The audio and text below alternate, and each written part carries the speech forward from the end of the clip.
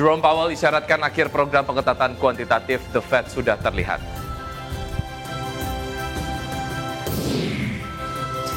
Harga emas kembali tembus level tertinggi, lampaui level $4.100 Amerika Serikat.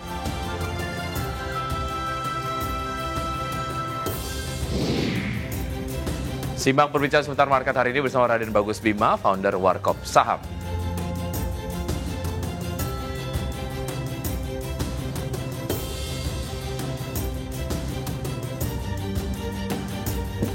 Selamat pagi Ocha. Baik, selamat pagi Wiki, apa kabar? Kabar baik, luar biasa di pagi hari ini walaupun ini masih tengah minggu begitu ya, tapi semangat masih menggebu-gebu. Ya masih ada beberapa hari ke depan untuk kemudian bisa ketemu dengan akhir pekan lagi. Betul, walaupun kemarin tampaknya investor cukup harap-harap cemas, IHSG turun 2%, bahkan sempat menyentuh penurunan 3%, diiringi dengan aksi profit taking di saham-saham konglomerasi, tapi kita nantikan apa saja katalis-katalis yang bisa menjadi penopang IHSG dalam dialog yang akan kami sampaikan di segmen nantinya ya. Yang jelas pemirsa, selama 60 menit ke depan kami hadir dengan sejumlah informasi menarik seputar ekonomi dan juga pasar modal. Dan Anda juga bisa menyaksikan kami live streaming di idxchannel.com. Saya Wiki Adrian. Dan saya Rosalyn Cu, pemirsa, inilah Market Pass.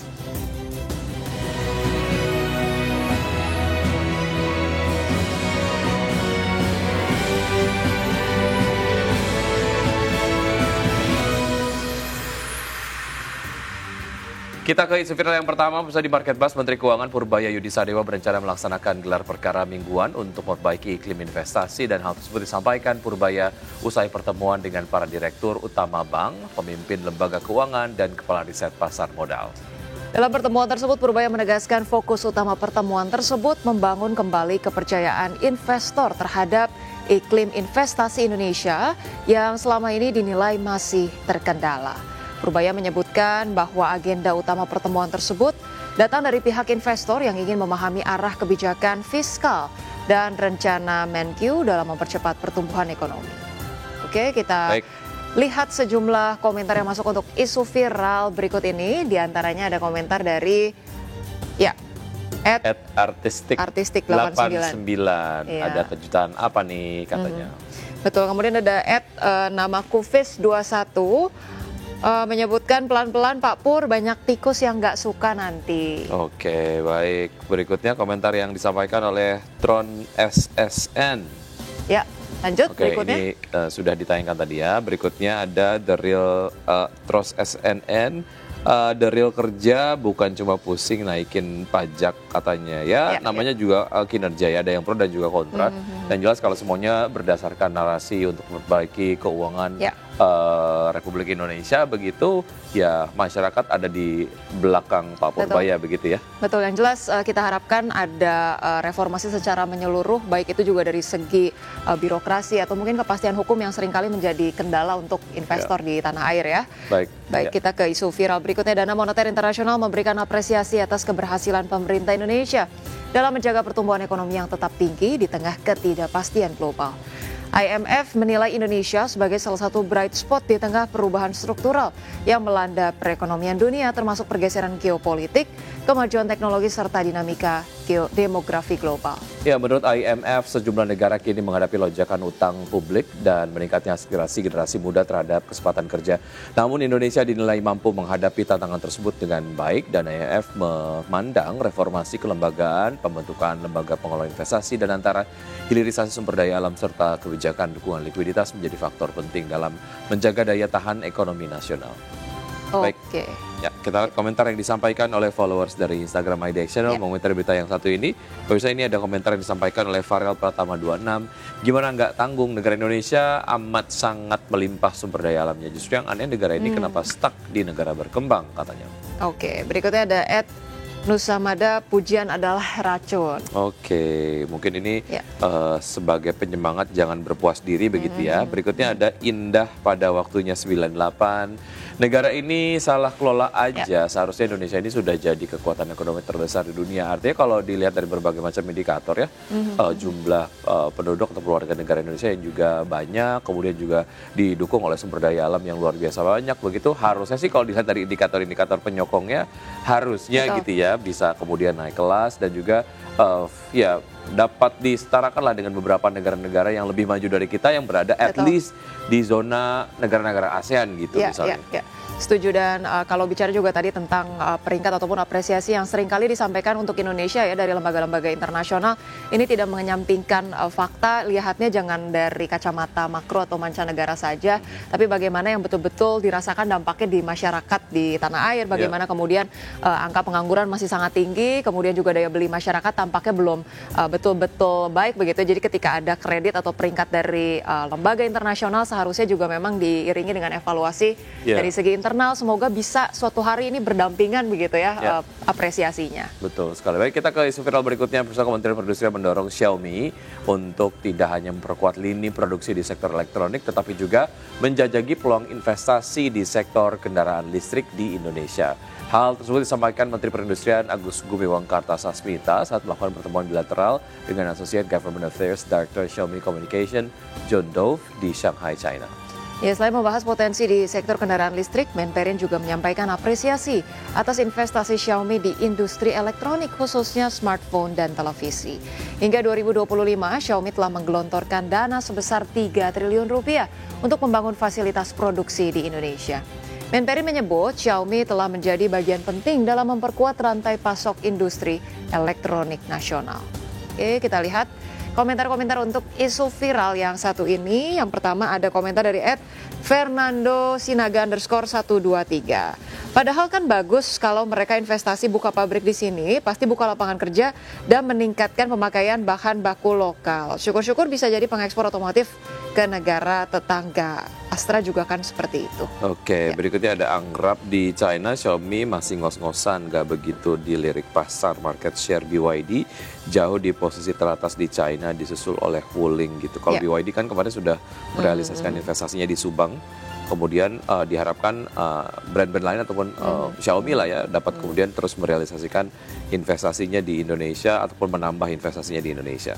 Iya, kemudian ini ada komentar dari Rians ZR, jangan mau banyak ormasnya. Ya, ini juga jadi salah satu hal yang ya memang mau tidak mau harus diakui ya secara objektif begitu, karena kalau ngomongin soal realisasi investasi di Indonesia selain ya masih berkaitan dengan berbagai macam birokrasi yang berlapis begitu.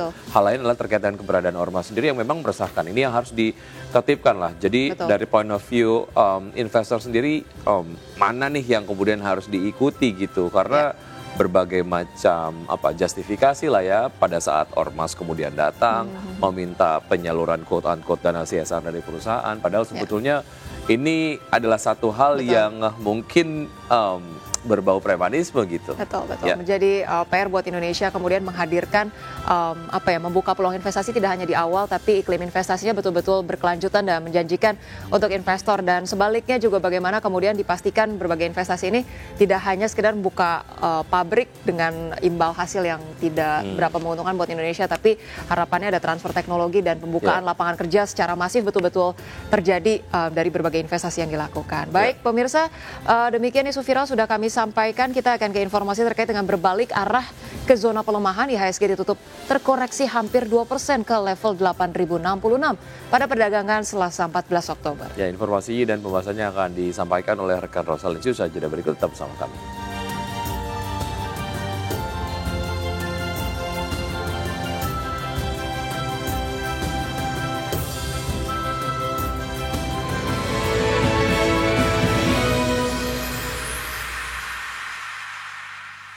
Pemirsa, terima kasih Anda masih bersama kami. Indeks harga saham gabungan atau IHSG berhasil memangkas pelemahan dari koreksi dalam di level 7.900-an dan mampu ditutup di level 8.000-an di perdagangan Selasa.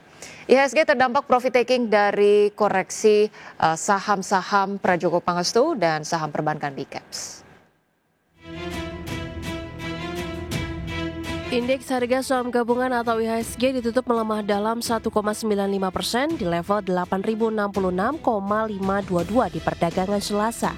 Meski ditutup melemah dalam, secara intraday IHSG mampu memangkas dari koreksi dalam anjlok di atas 3% dengan menyentuh level 7.974,30 di sesi 2. Pelemahan IHSG disokong mayoritas indeks sektoral. Sektor dengan pelemahan terdalam dicetak IDX sektor transportasi dan logistik anjlok 3,99%, disusul IDX sektor energi melemah 3,34%, IDX sektor keuangan turun 2,9%, IDX sektor infrastruktur terkoreksi 2,53%, dan IDX sektor barang baku terdepresiasi 2,14%. Selanjutnya, IDX sektor teknologi melemah 2,08%, IDX sektor barang konsumen primer turun 1,83%, dan IDX sektor barang konsumen non-primer melemah 1,43%. Sementara IDX sektor properti dan real estate menjadi satu-satunya sektoral yang menguat, yakni 0,03%. Saham emiten Prayogo Pangestu menjadi pemberat utama IHSG. Saham BRPT ditutup melemah 6,41% di level Rp3.940 per saham. Saham Brand ditutup melemah 1,53% di level Rp9.675 per saham. Saham TPIA ditutup melemah 7,14% di level Rp7.475 per saham. Saham Cuan ditutup melemah 13% di level Rp2.410 per saham. CDIA ditutup melemah 11,84% di level Rp2.010 per saham. Secara keseluruhan, saham grup Prayogo Pangestu menyeret IHSG minus 56 indeks poin. Sementara dari perbankan BCAP, saham BBRI ditutup melemah 3,01% di level Rp3.550 per saham. Saham BBCA ditutup melemah 1,02% di level Rp7.250 per saham. Saham BBNI ditutup melemah 2,56% di level Rp3.800 per saham. Saham BMRI ditutup melemah 3,31% di level Rp4.090 per saham. Saham perbankan BCAPS menyumbang minus 35,81 indeks poin terhadap penurunan IHSG. Vice Presiden PT Kiwom Sekuritas Indonesia, Octavianus Audi mengatakan koreksi IHSG didorong oleh aksi profit taking. Pasalnya kenaikan IHSG pada akhir pekan lalu cenderung tidak didorong penguatan volume transaksi dan indikator RSI menunjukkan IHSG sudah di posisi overbought sehingga terjadi technical correction. Berbagai sumber, IDX Channel. Pemirsa, Chairman The Federal Reserve Jerome Powell mengisyaratkan bahwa akhir dari upaya mengurangi ukuran neraca keuangan Bank Sentral atau quantitative tightening sudah mulai terlihat. Powell mengatakan bahwa beberapa indikasi telah muncul yang menunjukkan kondisi likuiditas mulai mengetat. Chairman The Federal Reserve Jerome Powell mengisyaratkan bahwa akhir dari upaya panjang Bank Sentral untuk mengurangi ukuran neraca keuangan yang dikenal sebagai quantitative tightening mungkin sudah mulai terlihat. Dalam pidato terbaru, Powell mengatakan bahwa The Fed berupaya memastikan likuiditas di sistem keuangan tetap memadai agar pengendalian suku bunga jangka pendek berjalan efektif. Powell menambahkan bahwa beberapa tanda telah muncul yang menunjukkan kondisi likuiditas mulai mengetat. Ia menyebut The Fed telah melihat adanya penguatan tingkat bunga repo secara umum serta tekanan sementara pada tanggal-tanggal tertentu. Adapun repo merupakan transaksi jangka pendek yang menjadi indikator utama likuiditas di pasar uang Amerika Serikat. Kenaikan suku bunga repo biasanya menandakan berkurangnya ketersediaan dana antarbank. Sebagai catatan, program quantitative tightening telah berlangsung sejak tahun 2022 sebagai bagian dari upaya The Fed untuk mengurangi likuiditas berlebih yang sebelumnya disuntikan ke pasar selama pandemi COVID-19. Pada masa pandemi, The Fed melakukan pembelian besar-besaran surat utang pemerintah Amerika Serikat dan surat berharga berbasis hipotek guna menstabilkan pasar keuangan dan menstimulasi ekonomi saat suku bunga acuan mendekati nol. Berbagai sumber IDX Channel. Pemirsa, harga emas kembali mencetak rekor tertinggi baru di atas level $4.100 Amerika Serikat pada Selasa, didorong oleh meningkatnya ekspektasi pemangkasan suku bunga oleh The Fed di bulan Oktober serta melonjaknya permintaan aset aman di tengah ketegangan dagang antara Amerika dan China. Emas spot menguat 0,9% menjadi 4.145 per troy ounce setelah tembus ataupun sempat menembus rekor $4.179 di awal sesi. Sejak awal tahun, harga emas meroket sekitar 57% dan menembus level psikologis $4.100 untuk pertama kalinya pada perdagangan Senin. Lebih lanjut, Bank of America dan Societe Generale memproyeksikan harga emas dapat mencapai $5.000 per troy ounce pada 2026, sementara saat ini pasar memperkirakan pemangkasan suku bunga 25 basis poin oleh The Fed pada pertemuan Oktober, dengan kemungkinan penurunan serupa pada Desember. Chairman Fed Jerome Powell menegaskan bahwa kondisi tenaga kerja dan inflasi belum menunjukkan perubahan signifikan sejak pertemuan terakhir pada bulan September. Ya, selanjutnya pemirsa, dari bursa global, bursa Wall Street berakhir variatif pada perdagangan Selasa setelah investor mencerna laporan kinerja kuartalan dari sejumlah bank gagap Amerika Serikat. Pernyataan terbaru Chairman the Federal Reserve Jerome Powell serta meningkatnya ketegangan dagang antara Washington dan Beijing. Ya, pemirsa, pada akhir perdagangan Selasa, indeks S&P 500 ditutup melemah 0,16% ke posisi 6.644. Kemudian indeks Nasdaq Composite menyusut 0,76% ke level 22.521, sedangkan indeks Dow Jones Industrial Average menguat 0,44% ke level 46.270. Sementara itu dari bursa Eropa, pemirsa, bursa ekuitas Eropa melemah pada perdagangan Selasa, tertekan kekhawatiran baru terkait dengan ketegangan perdagangan antara Amerika Serikat dan China, serta penurunan tajam saham Michelin. Sementara investor juga mencermati perkembangan politik di Perancis yang tengah dilanda oleh krisis pemerintahan. Pemirsa, indeks Stock 600 ini ditutup turun 0,37% menjadi 564,54. Indeks DAX Jerman melemah 0,62% ke level 24.236 dan indeks CAC 40 Prancis terkoreksi 0,18% ke posisi 7.919.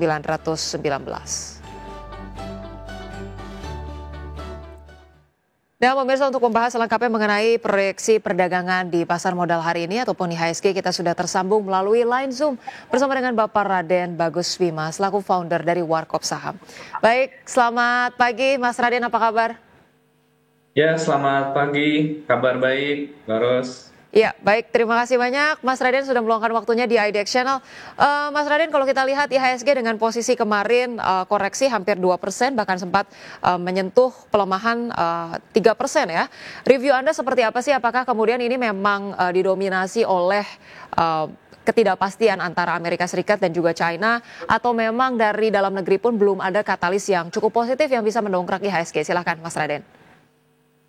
Ya, saya pikir ini ada dua hal pokok penting yang perlu kita perhatikan selain daripada adanya trade war lanjutan yang diramaikan ya di akhir pekan kemarin ya, terutama memang seperti biasa ya di beberapa waktu yang lalu pada saat trade war yang di tahun ini juga, yaitu terjadi juga di akhir pekan. Jadi saya pikir ini satu siklus beberapa kali terjadi. Dan puncaknya memang yang kedua, memang IHSG kita sekarang berada di puncak yang di level tertingginya. Ditambah lagi dengan beberapa emiten yang memang menguat sudah terlampau sangat signifikan gitu dari akhir perdagangan di September sampai berlanjut di awal perdagangan Oktober ini. Jadi saya pikir kalaupun terjadi koreksi dari market kita, ini memang terjadi koreksi yang masih dalam hitungan yang wajar menurut saya. Dan ada hal yang cukup menarik, Mbak Ros. Jadi menurut saya market kita tidak hanya merespon dari apa yang terjadi di market global saat ini ya antara US dan juga China. Sebenarnya sentimen apapun yang bisa membawa hal negatif, memang ada kemungkinan besar IHSG kita terkoreksi. Jadi menurut saya yang membuat IHSG kita terkoreksi bukan karena hanya beritanya, justru IHSG kita terkoreksi karena memang sentimen dari market global yang juga ikut terkoreksi gitu. Kalau seandainya beberapa, kalau seperti sekarang ini kita lihat ada beberapa sektor yang masih menjadi unggulan seperti di emas, ya terus juga ada beberapa emiten lainnya yang memang terlihat agak defensif gitu. Dan yang turun adalah emiten-emiten yang memang sudah menguat cukup signifikan gitu di sepanjang September dan juga di awal Oktober ini. Jadi saya pikir pelemahan kali ini sangat wajar sekali apapun sentimennya dari global, karena memang saat ini kenaikannya sudah terlalu tinggi gitu untuk beberapa emiten yang mendrive IHSG kita sampai sejauh ini. Baik, review dari Mas Raden ini merupakan koreksi yang cukup wajar untuk IHSG diiringi dengan adanya ketidakpastian ataupun momentum wait and see dari perekonomian global begitu ya. Sekaligus bagaimana kemudian saham-saham berkapitalisasi besar ini sudah terjadi aksi profit taking karena sudah naik cukup tinggi. Tapi kalau Anda lihat dari sentimen global antara tarik ulur Amerika Serikat dan China, Anda melihat posisi ini seperti apa sih Mas? Cenderung saat ini masih perlu untuk wait and see ataukah kemudian memang sudah ada tendensi ini dalam pekan ini atau pekan-pekan ke depan investor akan cenderung mengamankan diri dengan berpindah ke aset safe haven nih, Mas Raden? Ya, saya pikir tidak hanya sentimen global saja yang perlu kita perhatikan. Kalaupun memang ternyata sentimen tersebut yang menjadi satu-satunya yang perlu diperhatikan oleh investor, penurunan IHSG sudah terjadi dari hari Senin.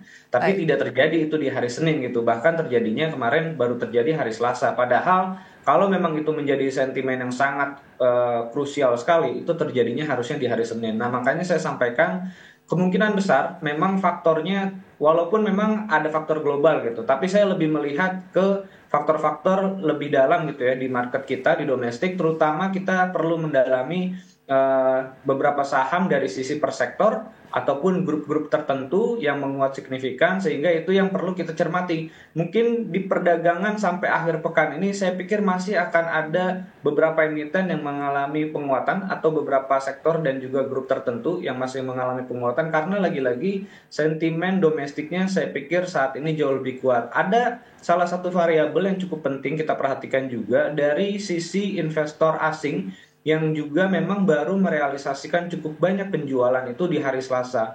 Ini saya pikir juga bertepatan juga dengan posisi beberapa saham yang memang sudah beberapa emiten ya mencapai level ATH-nya gitu untuk di perdagangan hari Senin kemarin dan juga di hari Selasa. Jadi saya pikir pelemahan yang terjadi di hari Selasa ini perlu kita cermati dan juga kita perlu melihat lebih detail emiten mana yang lebih menarik atau sektor tertentu mana yang tetap bisa membuat melanjutkan penguatan kembali gitu bahkan sampai di akhir pekan di minggu ini. Baik. Anda melihat kemudian sentimen domestik masih cukup kuat begitu ya untuk kemudian kita boleh optimis dengan IHSG. Tapi terkait dengan tadi Anda katakan sektor-sektor yang boleh menjadi rekomendasi selain daripada sektor mungkin komoditas khususnya emas begitu ya. Anda melihat sektor-sektor apa saja sih yang boleh menjadi watchlist di beberapa pekan ini? Ya, sebenarnya ada dua yang menarik ya. Selain daripada gold, kalau gold memang saya pikir ini kita bisa terus mengikuti ya. Artinya selalu ada sentimen positif ketika ada kabar-kabar negatif gitu dari global. Salah satunya yang terjadi saat ini di emas. Beberapa emiten seperti di ARCI, BRMS, PSAB ini yang mendominasi kondisi market gitu. Nah, selain daripada itu ada dua sektor yang menarik yang saya perhatikan. Walaupun ini dua sektor tapi tidak semuanya kita harus beli gitu. Saya melihat pertama dari otomotif yaitu adalah dari Astra, lalu dari infrastruktur yaitu adalah dari Telkom ya. Dua emiten ini menurut saya yang saat ini mungkin investor belum melihat secara detail. Kalau saya perhatikan dari 2 bulan terakhir ini, Mbak Ros, jadi akumulasi investor asing terjadi di dua emiten ini. Ya, jadi dari sekian banyak saham big caps, ya, saham blue chip, hanya ada dua emiten yang mencatatkan net buy yang cukup signifikan gitu. Astra sendiri dalam 2 bulan terakhir ini atau dalam 60 hari terakhir Astra mencatatkan net buy sampai di 3 triliun. Terus Telkom mencatatkan di level sekitar 2 triliun. Saya pikir ini satu hal yang sangat positif, bisa menjadi opsi ya untuk pemirsa yang memang ingin mengambil kesempatan pada saat nanti koreksi. Salah satunya adalah Astra dan juga Telkom. Baik, tadi dikatakan beberapa saham yang boleh menjadi watchlist tadi saham-saham sektor emas tentunya, kemudian dari otomotif ada Astra dan infrastruktur ada Telkom, boleh dinantikan retracement yang menarik gitu ya Mas Raden ya, untuk kemudian boleh mulai ambil posisi. Tapi kalau kita review untuk saham-saham yang mengalami pelemahan cukup dalam di perdagangan kemarin, khususnya saham-saham konglomerasi dan juga perbankan big caps, Anda melihat ini adalah momentum yang tepat untuk mulai entry atau kemudian masih wait and see dulu, Mas Raden? Ya, saya pikir penurunan ini pastinya perlu kita tunggu penyesuaian beberapa waktu ya. Apakah akan ada lanjutan penurunan yang signifikan di hari ini sehingga kita bisa mulai masuk kembali bertahap di hari ini, atau justru penurunannya mulai ada perlawanan, atau justru hari ini konsolidasi. Nah, menurut saya kemungkinan yang paling besar memang masih ada lanjutan koreksi karena investor yang keluar kemarin ya cukup banyak dan didominasi oleh investor asing yang dimulai hari Selasa kemarin. Jadi kemungkinan besar masih akan ada koreksi lanjutan. Kalaupun ada penguatan, saya masih menyarankan untuk kita manfaatkan sell on strength terlebih dahulu. Walaupun kemarin memang cukup banyak dikatakan bahwa koreksi kemarin cukup signifikan gitu, karena memang terjadi dalam satu hari. Tapi kalau kita lihat secara year to date, ya penguatan emiten-emiten tersebut sudah sangat signifikan gitu, sehingga kalau kita lihat penurunan yang terjadi di hari kemarin, sepertinya penurunannya masih dalam kategori yang wajar. Artinya, kalau kita baru ingin memanfaatkan masuk ya ke emiten-emiten yang terkoreksi kemarin, saya berpikir kita untuk bisa menahan diri ya, kita buy on weakness. Kalaupun ternyata terjadi penurunan yang cukup signifikan, kita bisa mengikuti pola yang ada di market gitu. Apakah kita menerapkan strategi scalping karena penurunannya cukup signifikan, atau kita polanya trading biasa saja secara harian karena penurunannya secara bertahap. Jadi kita siapkan beberapa alternatif strategi mengantisipasi apa nanti yang terjadi di market. Jadi mau nanti turunnya signifikan atau dia konsolidasi atau turun perlahan, kita sudah siapkan beberapa plan gitu untuk bisa masuk ke emiten-emiten tersebut.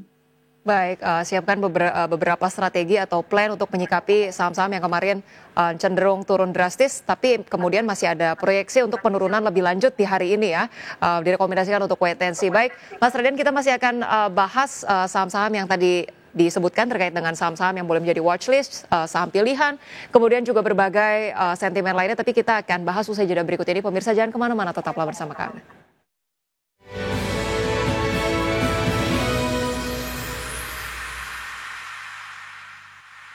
Iya, pemirsa, terima kasih Anda masih bersama kami di Market Plus IDX Channel. Pemirsa, sebelum kita lanjutkan dialog kita pada pagi hari ini dengan Mas Raden, kita akan melihat terlebih dahulu bagaimana posisi pembukaan IHSG di 1 menit perdagangan pada pagi hari ini. Baik, pemirsa, terpantau IHSG sejauh ini menguat tipis ya, 0,39% ke 8.090-an. Kemudian sempat menyentuh level tertinggi di 8.135 dan level terendah di 8.089.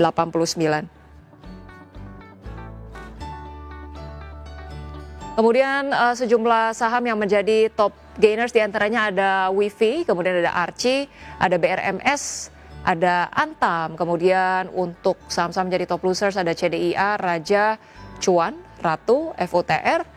Kemudian untuk pergerakan sektoral, pemirsa, di sini kita pantau bersama. Untuk penguatan masih dipimpin oleh Basic Industries, disusul kesehatan, industri, kemudian untuk sektor-sektor yang melemah di sini masih ada perbankan, energi dan juga teknologi. Baik, kita ke pembukaan perdagangan Bursa Asia. Pemirsa, pada pagi hari ini ada Nikkei yang dibuka menguat 0,64%, kemudian ada STI menguat 0,25%, Kospi menguat 1,4% dan Hang Seng menguat 1,08%. Kemudian pemirsa, dari saham-saham pilihan yang direkomendasikan untuk perdagangan hari ini ada Archie, kemudian ada ENRG, ada BRMS dan ASII dengan masing-masing rekomendasi buy.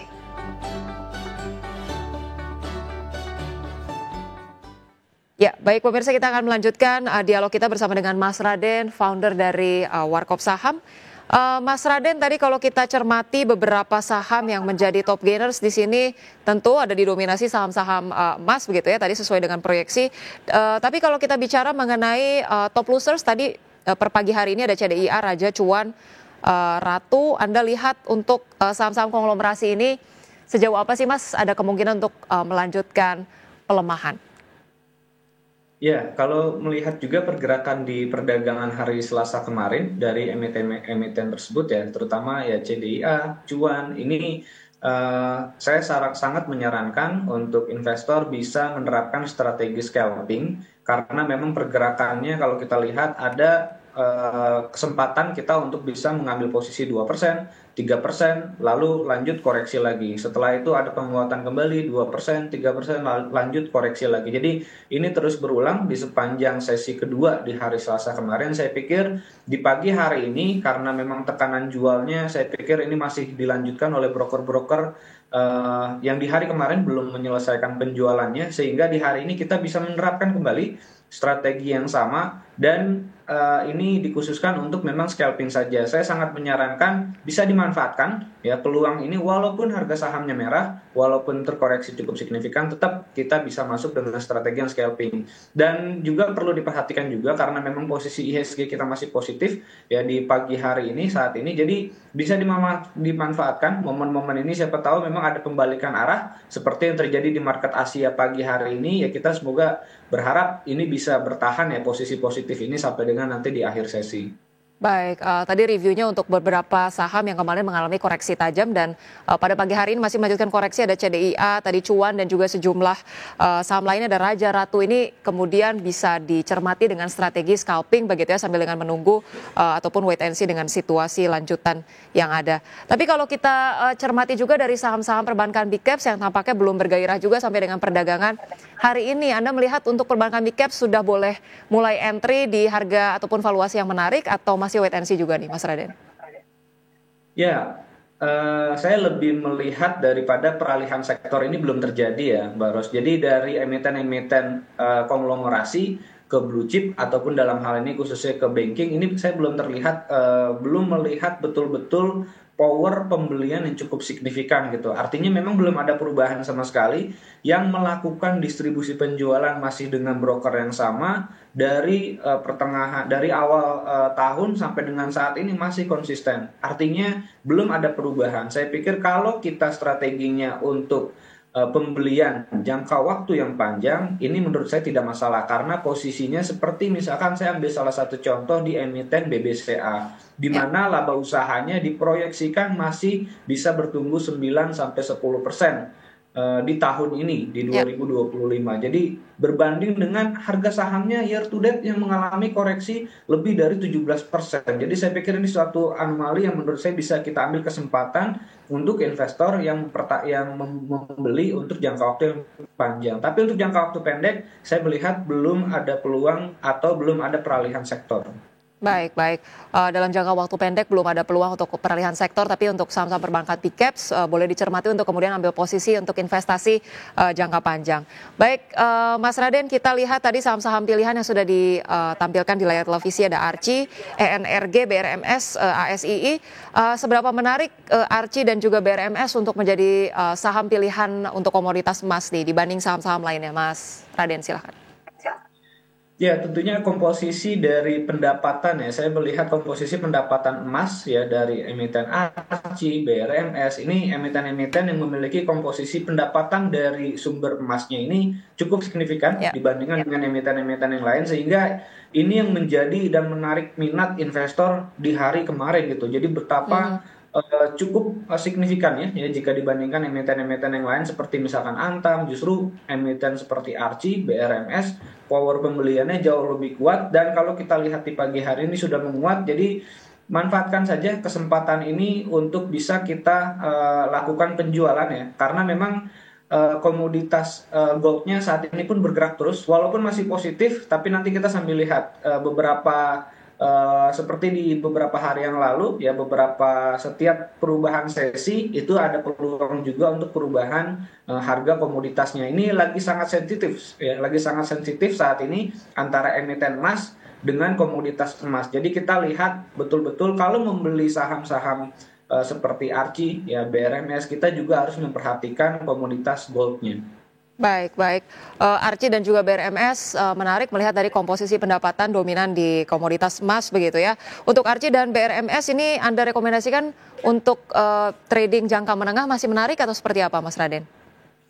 Ya, saya pikir untuk emiten emas ini kita masih harus untuk jangka waktu pendek saja yang memanfaatkan juga kenaikan dari komoditas emasnya. Jika nanti komoditas emasnya pun sudah mengalami pembalikan arah, kita harus pindah sektor kembali gitu, karena seperti yang saya katakan, emiten emas ya terhadap komoditas emas lagi sangat sensitif. Artinya antara pergerakan emiten dan juga pergerakan emasnya bisa searah gitu untuk saat ini. Baik.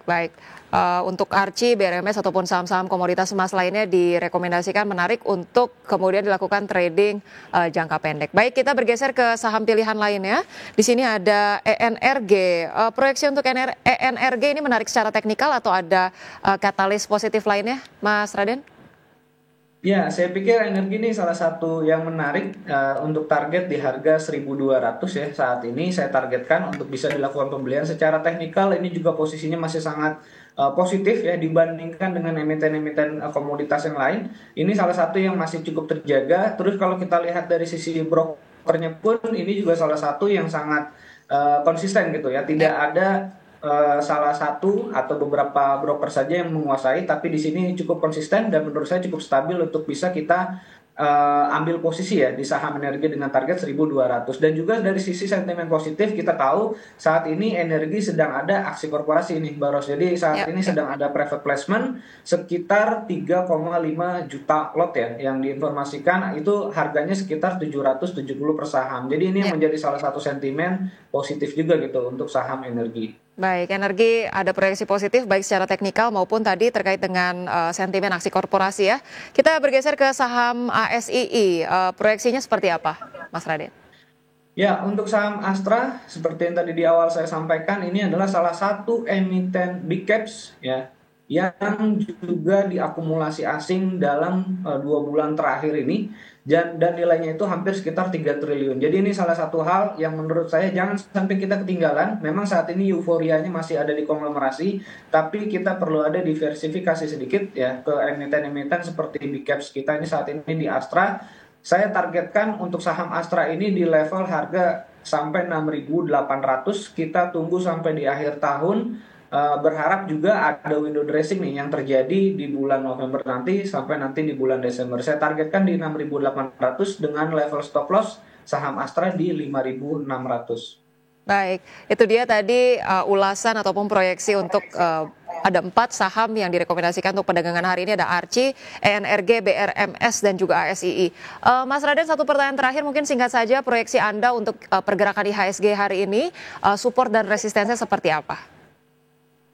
Ya, menurut saya untuk IHSG di hari ini masih ada kecenderungan menguat terbatas ya, sambil melihat memang perkembangan dari market di Asia ya. Untuk saat ini level support yang paling dekat itu ada di level sekitar 8.065. Ini merupakan level opening kita sekitar opening kita ya tadi pagi di 8.065 dengan level resistennya itu di sekitar 8.155 untuk resisten kita di hari ini. Memang agak sempit dan ini yang mungkin akan terjadi gitu di hari ini.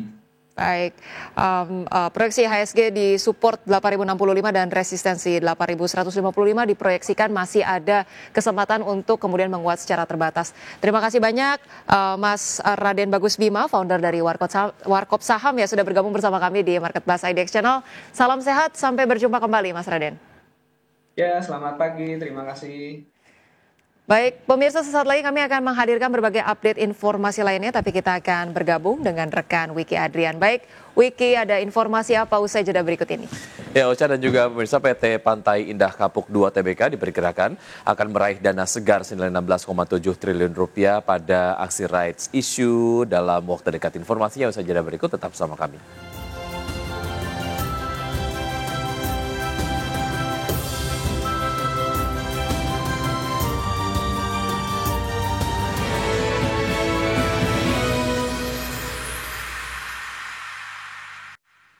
Ya, pemirsa, terima kasih Anda masih bersama kami di Market Buzz. Pemirsa, PT Pantai Indah Kapuk 2 TBK akan menghimpuni dana segar maksimal 16,7 triliun rupiah dari rights issue. Ya, adapun dana hasil rights issue akan digunakan untuk menambah penyertaan saham pada beberapa entitas anak serta untuk mempercepat pengembangan lahan milik entitas anak lain. PT Pantai Indah Kapuk 2 TBK bakal menghimpun dana segar maksimal 16,7 triliun rupiah dari rights issue usai meraih persetujuan dalam RUPS LB pada 9 Oktober 2025. Berdasarkan hasil rapat, para pemegang saham yang mewakili 96,86% total saham dengan hak suara menyetujui penerbitan sebanyak-banyaknya 1,21 miliar saham baru dengan nominal Rp100 dan harga pelaksanaan Rp15.000 per saham. Dana hasil rights issue bakal digunakan untuk menambah penyertaan saham pada beberapa entitas anak, termasuk PT Bangun Kosambi Sukses Tbk atau CBDK, PT Panorama Eka Tunggal, PT Cahaya Inti Sentosa, dan PT Karunia Utama Selaras. Langkah tersebut menjadi bagian dari strategi memperkuat fundamental bisnis dan mendukung pengembangan kawasan Pantai Indah Kapuk II. Presiden Direktur Perseroan Sugianto Kusuma atau Aguan menyatakan akuisisi CBDK merupakan langkah strategis untuk memperoleh investasi penting seperti Nusantara International Convention Exhibition dan Hotel Hilton Peak 2 Jakarta yang diproyeksikan menjadi sumber pendapatan berulang. Dana rights issue juga akan digunakan untuk mempercepat pengembangan lahan milik entitas anak lain. Berbagai sumber IDX Channel. Ya, emiten pertambangan PT Central Omega Resources Tbk mengantoni lonjakan pendapatan dan laba bersih sepanjang Januari hingga September 2025 sejalan dengan kenaikan produksi perseroan.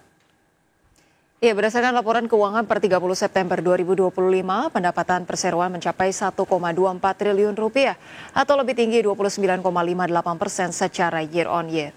Kemudian laba bersih tercatat sebesar 442,37 miliar rupiah atau melonjak 52,79% secara year on year. Direktur Perseroan Feni Silviani Budiman menyampaikan hasil tersebut merupakan implementasi strategi perseroan dalam menanggapi dinamika pasar.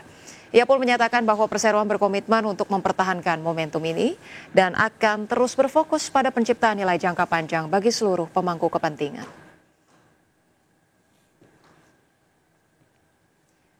Pemirsa, kinerja keuangan Hotel East Park Yogyakarta tergelincir pada kuartal ketiga tahun ini. Ya, pendapatan dan laba perusahaan kompak tertekan hingga akhir September 2025. PT East Park Hotel Tbk atau EAST melaporkan laba tahun berjalan sebesar 20,98 miliar rupiah hingga akhir kuartal 3 2025. Turun 10,02% dari periode yang sama tahun lalu sebesar 23,32 miliar rupiah. Laba per saham dasar turut menyusut dari Rp5,65 menjadi Rp5,09 per saham. Pendapatan EAST ikut tertekan hingga akhir September 2025 tercatat Rp66,95 miliar, turun 7,74% dari Rp72,57 miliar setahun sebelumnya. Beban pokok pendapatan menurun menjadi Rp16,34 miliar, namun laba kotor tetap susut menjadi Rp50,6 miliar dari Rp53,71 miliar. Setelah dikurangi beban usaha dan penyusutan, laba usaha EAST tercatat Rp24,82 miliar. Dari segi segmentasi, pendapatan penyewaan kamar menurun menjadi Rp46,78 miliar, makanan dan minuman turun menjadi Rp17,02 miliar, namun pendapatan lain-lain naik menjadi Rp3,14 miliar. Di tengah lusunya kinerja, aset perusahaan masih tumbuh menjadi Rp494,46 miliar dengan ekuitas naik ke Rp472,86 miliar dan saldo kas menguat hingga Rp8,64 miliar. Berbagai sumber, IDX Channel.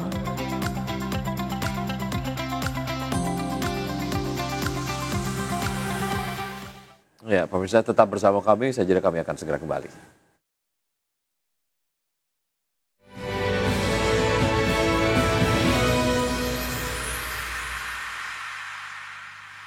Pemirsa, terima kasih Anda masih bersama kami. Kementerian Keuangan mencatatkan defisit APBN hingga September 2025 mencapai 1,56% dari produk domestik bruto atau setara dengan Rp371,5 triliun.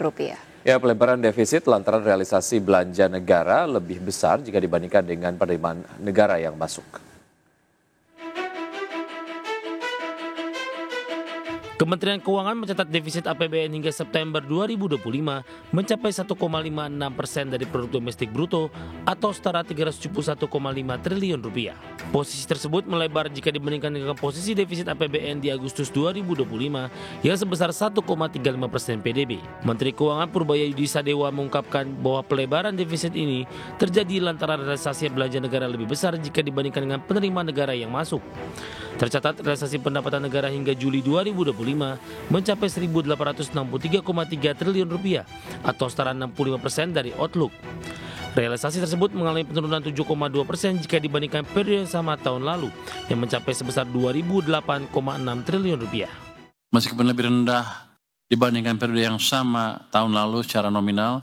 Tekanan ini terutama bersumber dari penurunan harga komoditas global yang mempengaruhi penerimaan perpajakan, khususnya di sektor migas dan tambang. Sementara itu, realisasi belanja negara mencapai 2.234,8 triliun rupiah per Juli 2025 atau setara 63,4% dari outlook. Realisasi tersebut mengalami penurunan bila dibandingkan periode yang sama tahun lalu sebesar 2.251,8 triliun rupiah. Dengan kondisi tersebut, keseimbangan primer mencapai 18 triliun rupiah. Tim Liputan ADX Channel. Ya, sementara itu dalam catatan APBN kita hingga September 2025 negara mengumpulkan penerimaan pajak sebesar 1.295 triliun rupiah. Ya, realisasi ini tercatat turun 4,4% dibandingkan dengan periode yang sama di tahun lalu.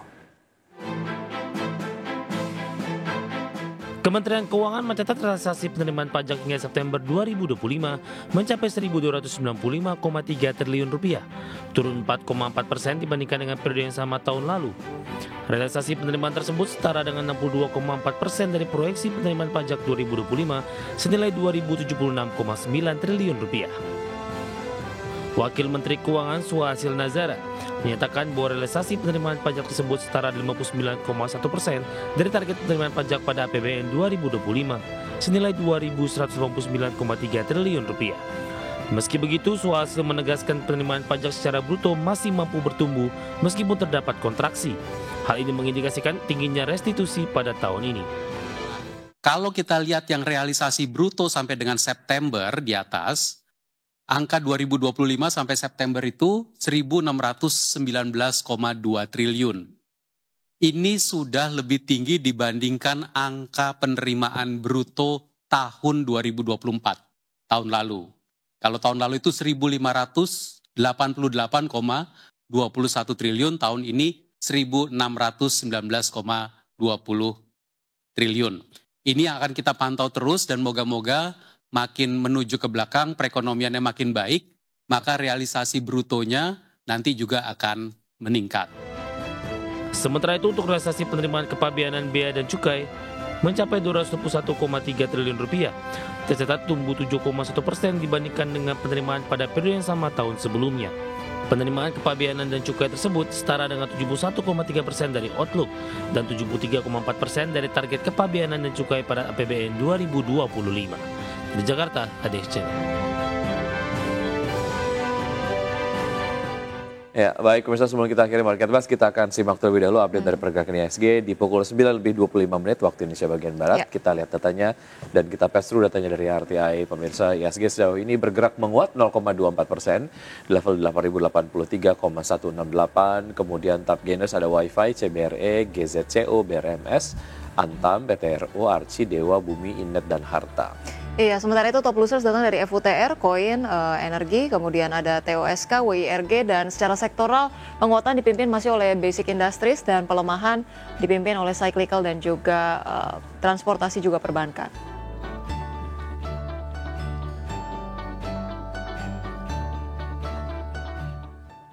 Iya, baik pemirsa, 1 jam sudah kami menemani Anda dalam Market Buzz. Semoga pembahasan hari ini dapat menjadi referensi dan sumber informasi untuk Anda. Tetap perbarui informasi Anda hanya di IDX Channel, The Trustworthy and Comprehensive Investment Reference. Dan jangan lupa untuk menyaksikan program First Session Closing yang katanya pukul 12.00 WIB. Karena urusan masa depan harus terdepan. Aku investor saham, saya Wiki Adrian. Dan saya Rosalin Chu, pemirsa, kami pamit undur diri. Terima kasih dan sampai jumpa.